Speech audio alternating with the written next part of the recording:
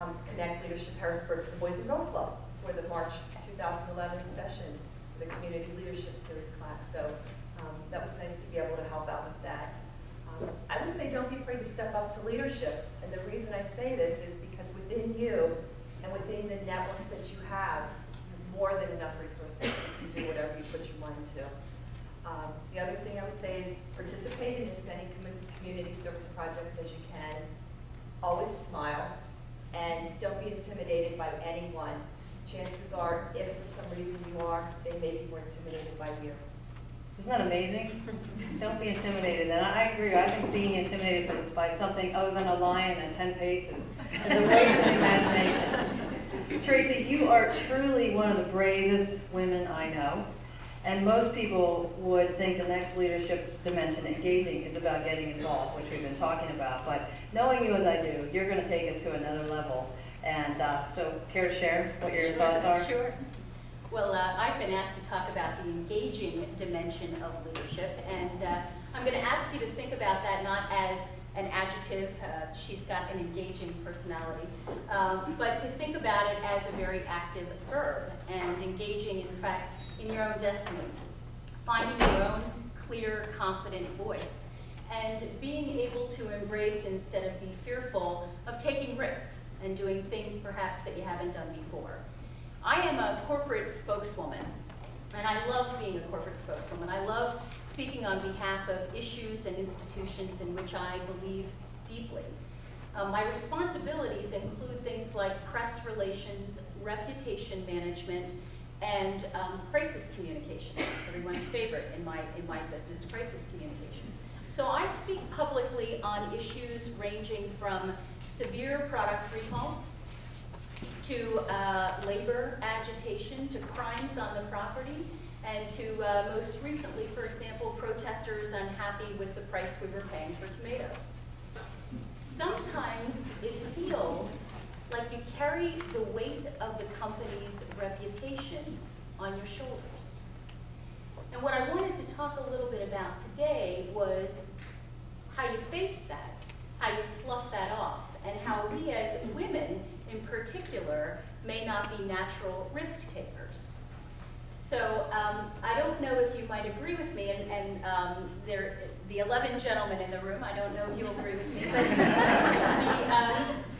I would submit that we women carry around fear and worry on our shoulders, not quite in the same way that our male counterparts do. We seem to have a more acute version of the worry gene, I think, than our male counterparts. And that can get in our way. And so what do we do to be able to sort of face that head on and find what may be sort of inspiration and liberation, if you will, on the other side? So what I'd like to talk about is this concept of fear and risk-taking.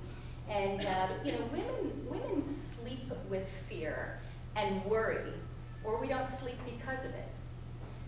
Sometimes we scrutinize and we internalize and we become paralyzed not to sort of step out of our comfort zone and try something new.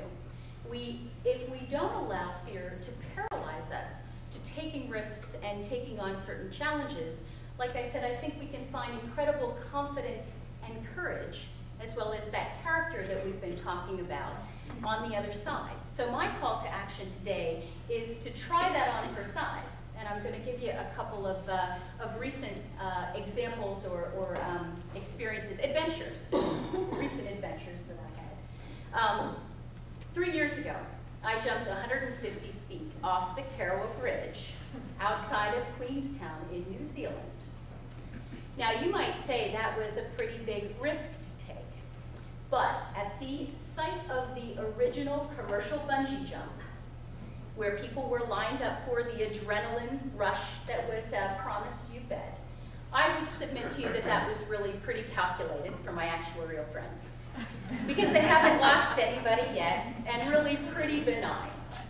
But for me, it was an opportunity to step out of my comfort zone, to try something new, and to face the unknown. And what became so interesting after, and it was great fun, I assure you, and when I think about when I do it again, and I will do it again, will it be as much fun? without that element of the fear of the unknown. So how sort of crazy sounding is that? In some ways, how liberating is that? Last year, I took an even bigger risk when I fulfilled a lifelong goal to go heli skiing. Now, this risk wasn't quite so benign. But how James Bond is it, let me ask you, to hop on a heli and get dropped on the side of a mountain and ski where no lifts can go?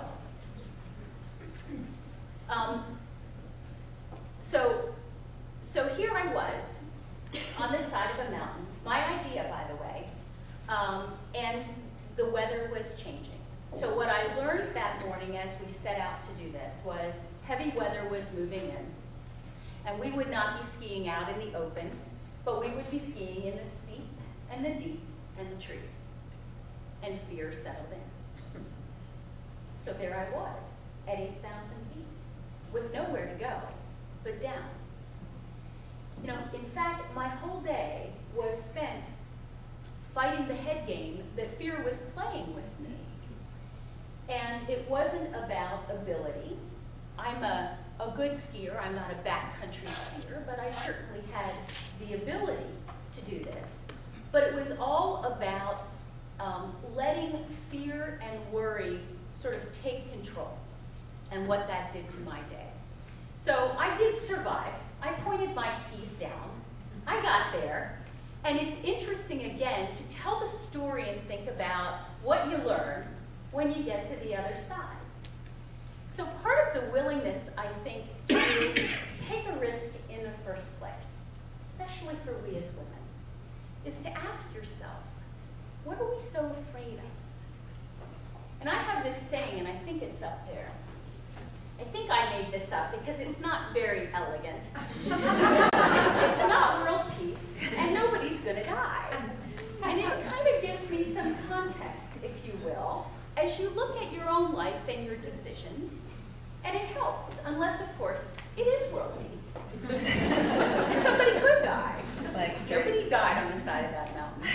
Tracy. But let me just say, you don't, to put my stories into context, you don't have to be a bungee jumper or a heli skier to face whatever mental fear you might be facing, and to work your way, to mud wrestle your way, if you have to, through to the other side, and discover what you're made of, because it breeds the confidence that you need to make all of those decisions along the way, even the ones that might have a little risk attached to them. Thank you, Tracy, that's amazing. I think you just gave me my